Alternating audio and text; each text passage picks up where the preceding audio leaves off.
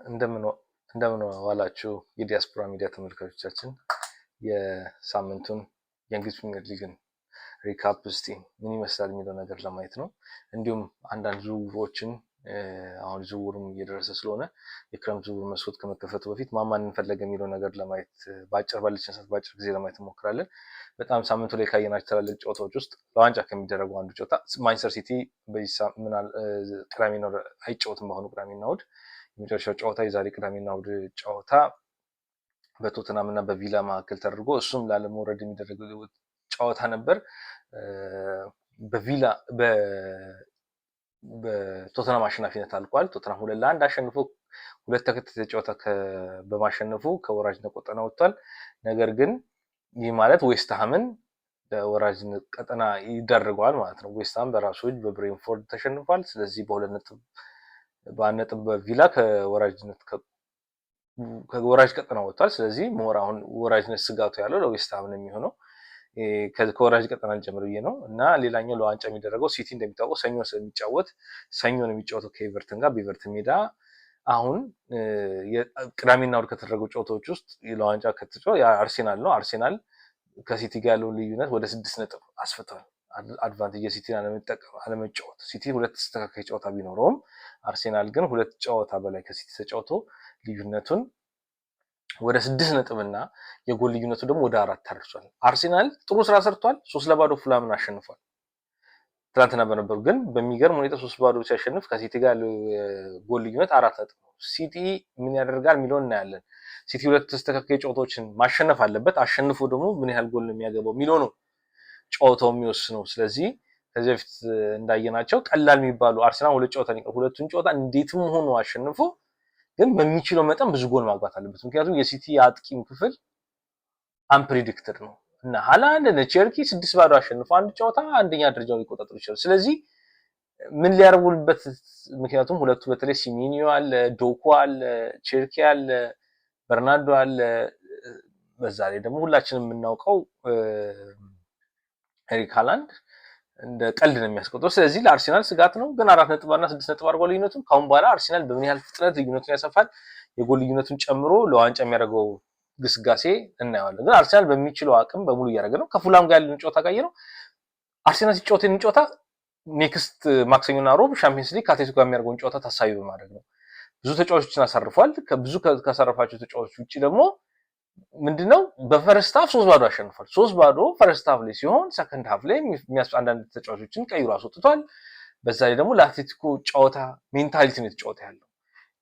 ግን ለአርሰናል ከዚህ ባሰ ነገር ማድረግ አይችልም። ምክንያቱም ሁሉም ጥሩ 11ዱም የአርሰናል ተጫዋቾች በጣም ጥሩ የነበሩበት በጣም ጥሩ። አሁን አርሰናል የቡድኑ ጥልቀት የታየ ያለበት ሰዓት ነው። ምክንያቱም ለምሳሌ ከአትሌቲኮ ጋር ከነበረው ጨዋታ ላይ የፊት መስመሩ ጊርኬሬስ አለ። ነገር ግን ሁለቱ ማርቲኖች ወጥተዋል። እዚህ ጋር ሁለቱ ማርቲኖች ወጥተዋል ሚንስ ማርቲን ኦዲጋርድ እና ማርቲን ዙቢሜንዲ ተቀይረው በሉዊስ ስኬሊ እና በኤዜ ገብተው ምርጥ ጨዋታ ፉልሃም ላይ ያሳይቷል። መስመር ተጫዋቾች ማርቲኔሊ እና ማዱኬ የነበሩትን ደግሞ በትሮሰንድ እና ሳካ ተቀይረዋል። ካሊፎሪ ግራ መስመር ከረጅም ጊዜ በኋላ 90 ደቂቃ ተጫውተዋል። ካሊፎሪ ምርጥ ብቃት ያሳየብን ነው። ያው ጋብሪኤል እና ሳሊባ አመት ሙሉ እንደተነገራቸው ነው ጥሩ ናቸው። ትንሽ አርሰናል ላይ ታየው ክፍተት ቤን ዋይት ተደጋጋሚ ጨዋታ ከመጫወት ለስህተት ተጋላጭ ነበር። ከቤን ዋይት ውጪ አርሰናል ቤት ላይ ከፉልሃም ጋር ይሄ ነው የሚባል ነገር አልታየም፣ ድክመት አልታየበትም። የጨዋታው ኮከብ ሳካ ምርጥ ብቃት አሳይቷል። ግን ያው ጎይኬሬስ ሁለት ጎል አግብቶ አንድ አሲስት አድርጓል። ሳካም ጎል አግብቶ አሲስት አድርጓል። ነገር ግን ጎይኬሬስ 90 ደቂቃ ተጫወተ። እንደው ጎይኬሬስ ቢወስድ ትሮሳንድ ራሱ በሙሉ ብቃት እንደውም አንዳንድ ሬቲንግ ኮሞች ትሮሳንድ ጨዋታው ኮከብ አድርጓል። ግን ጎይኬሬስ ነው የጨዋታው ኮከብ ተብሎ ተሸልሟል። ከሱ ውጪ አርሰናል የካሊፎሪ ግራ ምክንያቱም ካሊፎሪ ሲጫወትና ኢንካፔ ሲጫወት አንድ አይደለም። ምክንያቱም ካሊፎሪ የማጥቃት ባህሪ ያለው ካሊፎሪ ሲጫወት ማጥቃት እድል ይሰጣል። ኢንካፔ ደግሞ ሞር መከላከሉ ስትሮንግ ያደርገዋልና ካሊፎሪ ሲጫወት ለአርሰናል ሌላ ቻንስ የፈጠረበት ነው። ስለዚህ አርሰናል ሞር ስትሪንግዙን የቡድኑን ጥልቀት ያሳየበት ጨዋታ ነው። ፈርስት ሃፍ ገሏል። ለአትሌቲኮ ጨዋታ በሌላው ትንተናችን እንዳየነው በሻምፒየንስ ሊግ ነው ከባድ መከላከል ስለሚያጋጥመው ከአትሌቲኮ ምናልባት ካሊፎሪ ተጠቅሞ ይችላል። እዛ ቦታ ላይ ከባድ ትንቅንቅ ለማድረግ ከአትሌቲኮ ጋር አዘጋጅቶ ተጫዋቾችን ቀይሮ አስወጥቷል። እንደውም እነ ሳካ ተቀይሮቷል። አርቴታ ምንድን ያለው ሳካን ወሳኝ ሰዓት ላይ የመጣ አቋም ነው። መቀየር ብቻ ሳይሆን በሙሉ አቋም ነው ያሳየው ሳካ። ትሮሳንድም እንደዚህ በሙሉ አቋም ነው። ስለዚህ መመለስ ከጉዳት መመለስ ሳይሆን በሚያስፈልግበት ሰዓት የተመለሰ ልጅ ነው ብሎታል። እና የአርሴናል የዘንድሮ አቋም በጎል ነው እንግዲህ የሚለየው። ጎይኬሬስም ጥሩ እየሆነ ነው። በሁለት ጨዋታ 3 ጎል አግብተዋል። ለዋንጫ የሚያደርጉትን ትግል አብረን የምናየው ይሄ አሁን ሲቲን ላይ የሚያገባቸው ሲቲን በራሱ እጅ ነው በሚያገባው ጎል ልክ ነው እንግዲህ እናየዋል። በሚቀጥሉት 2 ጨዋታዎች ሲቲ ደግሞ በሚቀጥሉት 4 ጨዋታዎች የምናየው ይሆናል። ሌላኛው የሳምንቱ ታላቅ ጨዋታ ደግሞ ብዙም ትርጉም ሻምፒየንስ ሊግ ቦታ ዩናይትድ አረጋግጧል፣ እንዲሁም ሊቨርፑልም አረጋግጧል። ነገር ግን አሁን ሊቨርፑል ከቪላ ጋር ትንሽ ትንቅንቅ አለበት።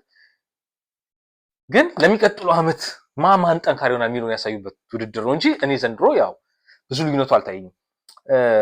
ዩናይትድ ከሊቨርፑል ያደረገው ጨዋታ ነው። በዩናይትድ 3-2 አሸናፊነት አልቋል እሱ ጨዋታ። ማቲያስ ኩና 6ኛው ደቂቃ ገባ፣ ሼሽኮ 14ኛው ደቂቃ ገባው።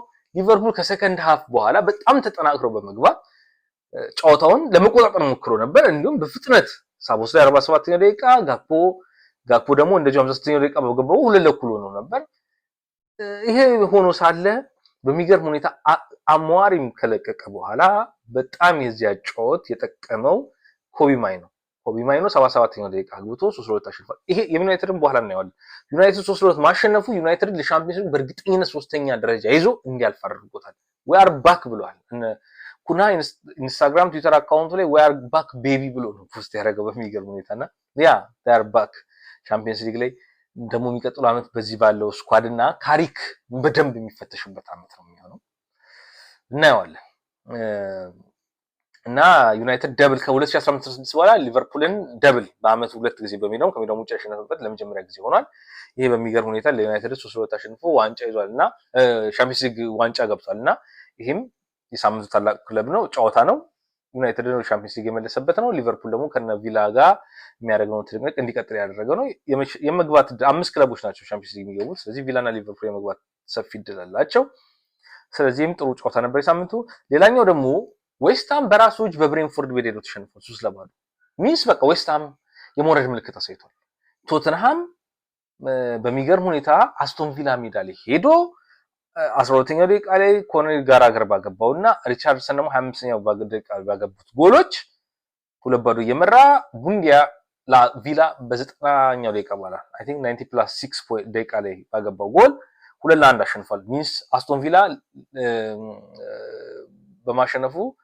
በመሸነፉ ከሊቨርፑል ጋር ትንቅንቁ ይቀጥላል። ሻምፒዮንስ ሊጉ አልፏል ሁለቱም። አስቶን ቪላ ደግሞ ለዩሮፓ ሊግ የተጫወተ ነው። ነገር ግን ያው ሌሎች ከታች ደግሞ እንዳይመጡባቸው ሊቨርፑልና አስቶን ቪላ መቀጠል አለባቸው። ምክንያቱም ነጥብ እየጣሉ ነው። አስቶን ቪላ ከኖቲንግሃም ጋርም የሚያደርገው ከባድ ጨዋታ አለበት ዩሮፓ ሊግ ላይ። እሱንም እናየው ይሆናል ወደ በኋላ እና በሚገርም ሁኔታ አስቶን ቪላ ኡናይ ኢምሬ 4 ጊዜ ዩሮፓ ሊግን በልቷል። ኡናይ ኢምሬ 4 ጊዜ ዩሮፓ ሊግን ሲበላ 3 ጊዜ ተከታታይ በሲቪያ ነው የበላው። ዩሮፓ ሊግ የሱ ነው ማለት እንችላለን። ቪላን ከቪያሪያል ጋር እንዲሁ በልቷል ዩሮፓ ሊግን። ከቪያሪያል ጋር ብቻ 5 ጊዜ ፍጻሜ ድረስ ከአርሴናል ጋር ፍጻሜ በልቶ በቼልሲ የተሸነፈበት ሁለተኛው ነው ይጨርስበታልና ኡናይ ኢምሬ ዩሮፓ ሊግ የሱ ነው ብዙ ጊዜ ማሸነፍ። ስለዚህ ቪላ በሚገርም ሁኔታ ከረጅም ጊዜ በኋላ ከ1980 ሁለት አካባቢ ድሮ ዩሮፕ ሻምፒዮንስ ሊግ ሳይባል በሌላ ስያሜ ባለበት ጊዜ በልቷልና እንግዲህ 1982 ማለት ኦልሞስት 44 ዓመት በኋላ የአውሮፓ ዋንጫ ሻምፒዮንስ ሊግን ሳይሆን አትሊስት ዩሮፓ ሊግን በልተው ወደ አውሮፓ ክብር ለመመለስ የሚያደርጉት ጥረት ነው። እኔም ፈራዋለሁ። ኢምሬ ምንም ሊያደርግ ይችላል፣ ግን ኖቲንግሃም ፎረስትም ቀላል የሚባል ቡድን አይደለም። ቪክቶር ፔሬራ በኦሎምፒያኮስ ከዚህ በፊት እንደተነጋገር ነው በፖርቶ እንዲሁም ደግሞ በጣም ዋንጫዎች የመብላት ልምድ ያለው አሰልጣኝ ስለሆነ ቀላል ተፎካካሪ አይሆንም። ከባድ ውድድር ነው የሚሆነው። በዛ በኩል ደግሞ ፍሬበርግ እና ብራጋ አሉ። ከነሱ ጋር የሚያደርጉት ውድድርም ቀላል ነው። ስለዚህ ይሄ ሴሚ ፋይናል ላይ ናቸው። ኖቲንግሃም ከአስቶን ቪላ አሸናፊ፣ ከፍሬበርግ እና ከብራጋ አሸናፊ ነው። ብራጋ ፈረስት ሊግ ላይ አሸንፏል። በፍሬበርግ ሜዳ ደግሞ የምናየው ይሆናል ጨዋታውን። ስለዚህ ቪላ በዚህ ምክንያት ተሸንፎ ለዩሮፓ ሊግ ውድድሩ መቀጠል እንዳለበት አሳይቷል። ቶተናም ግን ከወራጅ ቀጠና ወጥቷል። ዌስትሃም የመውደቅ ምልክት አሳይቷል። ቶተናም ለመትረፍ ዲዘርቢ ሁለት ተከታታይ ጨዋታ አሸንፏል። ሜዳ ላይ ሙቱ ነው ያላቸው። ከጨዋታው በፊት የወጡ ዜናዎች ሲታይ ዲዘርቢ በቃ ምንም አትበሉ ሜዳ ላይ ሙቱ ነው ያላቸው። እውነትም ሞቶ አሳይተዋል። ወለላነሽ ከዚህ ሰዓት የሜንታሊቲ ጥንካሬያቸውን አሳይተዋል። ስኳዱ ቶተናም አስፈሪ ቡድን ነው እና አንዳንድ ዝውውርም ነገሮችን ስናይ በጣም በሚገርም ሁኔታ ፔፕ ጋርዲዮላ 1 ዓመት ኮንትራት ሊቀረው ያ 1 ዓመት ኮንትራቱ ሊጠናቀቅ ስለሆነ አሳውቀን ብለውታል። ፔፕ ጋርዲዮላ ማቋረጥ ይችላል በማንኛውም ሰዓት እሱም ዓመት መጨረሻ ያሳውቃቸዋል ብሏል። አርሰናል ጋር የሚያደርገው ትንቅንቅ ከባድ የሚያደርገው መስሎ ጋርዲዮላ ዋንጫ በልቶ ሊያሸንፍና ሊያቋርጥ ይችላል። አሜሪካ ሄዶ ረፍት ጊዜ ሊያሳልፍ ይችላል። ወደ ሌላ ውድድር ይመለሳል። ትዳሩም ላይ የፈጠረበት የአሰልጣኝነት ጫናው ከትዳሩ ላይ ጫና ፈጥሮበት ሁሉ ብዙ ነገር ተፈጠረ ይታወቃልና ማረፍ ሊፈልግ ይችላል። የጋርዲዮላ ነገር አይታወቅም። ስለዚህ ጋርዲዮላ ለመተካት ሞር ማሬስካን የድሮ ኢንዞ ማሬስካን ሲቲ እየተባለ እየተወራ ነው። ይሄ እነ ፋብሪዞ ሮማኖ እያሉ ያሉት ነው። እንዲሁም ደግሞ አንዳንድ ታብሎይዶች እነሰሰን ያወጡት ነው እና ሚ ፐርሰናሊ ግን እኔ ሳስበው የስ ማሬስካ እንዳለ ሆኖ እንደሚታወቀው የስፖርቲንግ ዳይሬክተራቸው ሁጎ ቫያና ከአሞሪም ጋር ካላቸው ቅርበት አንፃር አይታወቅም ምን ሊፈጠር አሞሪምንም የመፈለግ ፍላጎት አለ ሲባል ነገር አለ። ስለዚህ አሞሪምን ሲቲ ያመጡ ይችላሉ። ጋርዲዮላ ከለቀቀ ማሬስካ ሊመጣ ይችላል፣ አናውቅም። እንዲሁ ደግሞ ቪዥን ኮምፓኒ ግን ሙኒክ ላይ እየሰራ ያለው ፕሮጀክት አሪፍ ስለሆነ ዝም ብሎ አቋርጦ ሲቲ ይመጣል ማለት ሙኒክም ትልቅ ቡድን ነው፣ አናውቅም። ጥሩ ቡድን እየሰራ ነው ሙኒክ ላይ። ስለዚህ ይሄ ነገር አለ። ስለዚህ በኮምፓኒ በማሬስካና በአሞሪም መሀል የሲቲ ነው አሰልጣኝ ቦታ ላይ የሚይዝ ቦታ ነው። ማድሪድ ቤት ደግሞ ሌላኛው ማድሪድ ቤት ደግሞ ያለው ውድድር እንደሚጠበቀው ፍሎሬንቲኖ ፔሬዝ ካሁን በኋላ ከአሎንሶ እና ከአርቤሎ አለመሳካት በኋላ እኔ ራሴ በግሌ ነው አሰልጣኝ የምመርጠው ብለው ወስነው አሰልጣኝ ለመምረጥ እያደረጉ ነው። ይሄን አሰልጣኝ መምረጥ ቅድሚያ ለሆዜ ሞሪኖ ይሰጡት ይችላል። ምክንያቱም ካላቸው ቅርበት አንፃር ሆዜ ሞሪኖ እውነት ለመናገር ታክቲካል ዳይኖሰር ሲሏቸዋል አውሮፓ ላይ ከጊዜው ጋር ራሳቸው አፕዴት የማያደርጉ ከሆነ ሆዜ ሞሪኖ አላውቅም። ቤኔፊካ ላይ ጥሩ ቡድን ሰርቷል። ቤኔፊካን ቻምፒየንስ ሊግ ለመመለስ የሚችለውን ድል እየፈጠረ ነው። እንዲሁም ደግሞ ቡድን ምርጫዎቹም ስህተት ነበራቸው። ሆዜ ሞሪኖ ሮማ የሄደበት ነገር በጣም የሚያናድ መጀመሪያ ማንቸስተር የመጣበት ሂደት ያ የደከመ ቡድን ላይ ግን ዩሮፓ ሊግ በልቷል። ሁለተኛው ነው ጨርሷል። ዋቴቨር ከዛ በኋላ ሮማ ሄደ። ከሮማ በኋላ ቶትናም መጣ። ከቶትናም እንግዲህ ድግግሞሹ ስተት ነበረው። ከዛም ፌነርባች እንደዚህ አሰልጣኞች እንደዚህ አንድ ማረፍ አይፈልግም። ይሄ የአሰልጣኝነት ድክመቱ እንዲታይ አድርጓል። በተለይ ፌነርባች ወርዶ ታይቷል። ፌነርባች እሱ ከሄደ በኋላ ጥሩ ነው ለምናምን ግን ነው ፍሎሬንቲኖ ፔሬዝ ሆዜ ሞሪኖ ፈልጓል።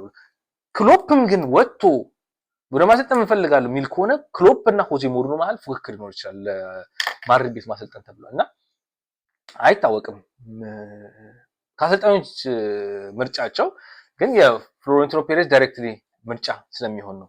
እና ሌላኛው ወደ አሰልጣኞቻችን ዝውውርም ደግሞ እያወራን ማይክል ካሪክ የሚቀጥለው ዓመት ይቀጥላል ተብሎ ይታሰባል። ምክንያቱም ካሪክ ከመጣ በኋላ ጋርዲዮላን 2-0 አሸንፈዋል፣ አርቴታን 3-2 አሸንፈዋል፣ ስሎትን ድጋሚ ዛሬ 3-2 አሸንፈዋል፣ ሮሲኒየርን እስከመባረሩ በፊት 1-0 ቼልሲን አሸንፈዋል፣ ኢምሬ 3-1 አሸንፈዋል። ስለዚህ ሲቲን፣ አርሰናልን፣ ሊቨርፑልን፣ ቼልሲን፣ ቪላ ሁሉንም ትላልቅ ቡድኖች አሸንፈዋል። ካሪክ የሚቀጥለው ዓመት የመቀጠል ይችላል። አሁን ካሪክ ከመጣ በኋላ ሴስኮ 11ኛ ጎልን አስጀንፈዋል፣ አግብተዋል፣ ኩና 9ኛ ጎልን አሸንፈዋል።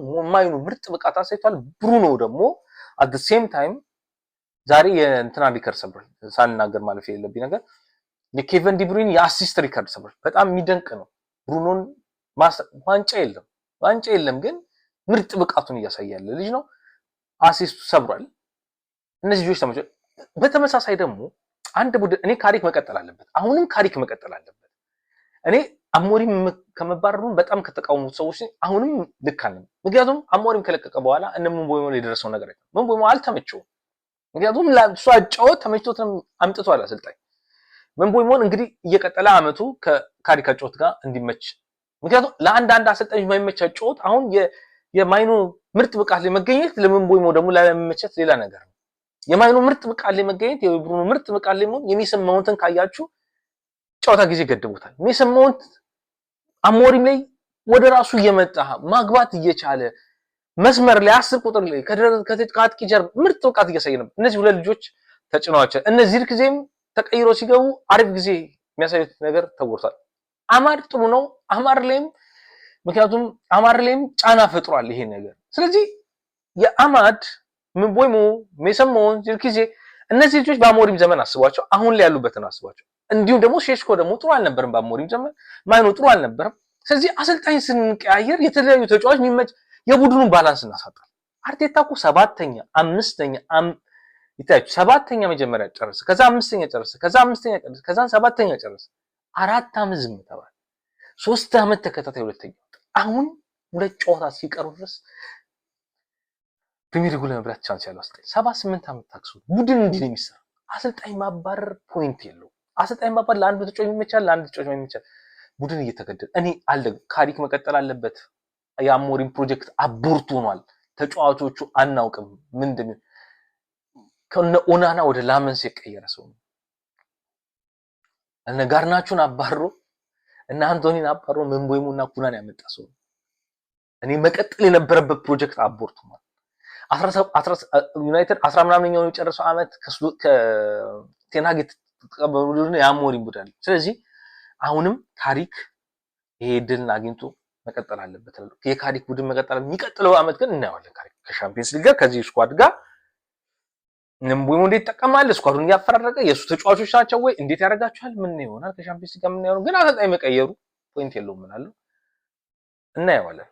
ከዛ ሌላኛው ፕሪሚየር ሊግ ላይ አስገራሚው ዜራ ጁኒየር ክሮፕ ይባላል። ይሄ አይቮሪ ኮስታዊ ነው፣ ፈረንሳይ ነው፣ ፖርቹጋላዊ ነው። 3 ጥምር ዜግነት ያለው ነውና ለፈረንሳይ ብሔራዊ ቡድን መጫወት ይፈልጋል። እናግሩ ፖርቹጋላዊ ነችና አባቱ አይቮሪ ኮስታዊ ነው እና ፈረንሳይ ተወልዶ ስላደገ ለፈረንሳይ መጫወት ይፈልጋል። ቲኔጀር ሆኖ ፕሪሚየር ሊግ ላይ 12 ጎል ያገባ የመጀመሪያው ወጣት ሆኖ ታሪክ ሰርቷል። በጣም ምርጥ ብቃት ነው ያለው ይሄ ልጅ። ፈረንሳይ ብሔራዊ ቡድን አይቮሪ ኮስት ወይ ፖርቹጋል መጫወት እድል አለው። ፈረንሳይ እንኳን አጥቂ ችግር የለባቸውም። አይቮሪ ኮስት ወይ ፖርቹጋል ነው ብዙ እድል ይኖረዋል ብዬ አስባለሁ። ግን እሱ ፈረንሳይ መጫወት ፈልጎ ብሏል። ወደፊት የምናየው ልጅ ነው። ቦርንማውዝ ፒኤስጂም ይፈልጓል እየተባለ ነው። ምክንያቱም አጥቂያቸው ጎንካሉ ራሞስ ሱፐር ሰብ መሆን አልፈለገም። ምክንያቱም አሁን ፍሉዲቲ አጥቂዎች ቆሞ የሚጫወት አጥቂ እየጠፋ ስለሆነ በቃ የሚሮጡ አጥቂዎች ስለሆነ ጎንካሉ ራሞስ ትራዲሽናል 9 ቁጥሩ ነው ከፒኤስጂ ጋር መሄድ አልቻለም። ፒኤስጂ ጋር መሄድ ስላልቻለ ጁቬንቱስ ወይ ሚላን ሄዳል እየተባለ ነው። በ23 ዓመቱ ነው። በጣም ምርጥ ብቃት ያለው ልጅ ነው። ከፒኤስጂ ጋር ጨዋታ ይሄ ልጅን እንወስዷልን እያሉ ነው። ይሄም ልጅ ነው ግን ሱፐር ሰብ የነደንበሌ ቤንች መሆን አይፈልግም። እንግዲህ ምን ይሆናል? ፒኤስጂ ቤትም አጥቂያቸው 9 ቁጥራቸው ጎንካሉ ራሞስ ለቃሉ ፒኤስጂም ብሏል። ጁቬንቱስም ዩናይትድም ኤሲ ሚላንም ብዙ ፈላጊዎች አሉት። ቪላም ራሱ ኬረሩን አስነሳሉ። በተለይ ዘንድሮ ነው እንጂ አምና 18 20 ምናምን ጎል ብዙ ጎል አግብቷል። ከዛ ሉዋንዶስኪ ደግሞ ሌላ መናገር የምፈልገው ነገር ሉዋንዶስኪ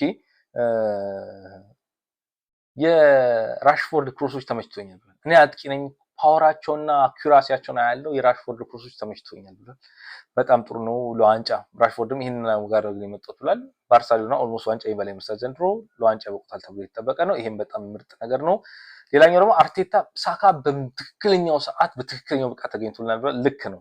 2 ቀጣይ ጨዋታዎላቸው ሁለቱን ጨዋታ የሚያሸንፉበትና ከአትሌቲኮ ጋርና ሻምፒየንስ ሊግ ፋይናል የሚያደርጉበት ለአርሴናል ግጥምጥሞሹ ጥሩ የሆነ ይመስላል። እንግዲህ እነዚህ የምናያቸው ይሆናል። ወደ ቀጣይ ዜና ስናልፍ ሜሲ 906 ጎል ደርሷል። ኬረር ጎል 906 ገብቷል። ክርስቲያኖ 970 ጎል ደርሷል። ወደ 1000 ጎል ክርስቲያኖ 30 ጎል ነው የቀረው። ሜሲም ደግሞ ቀላል የሚባል ልጅ አይደለም 906 ጎል ደርሷል።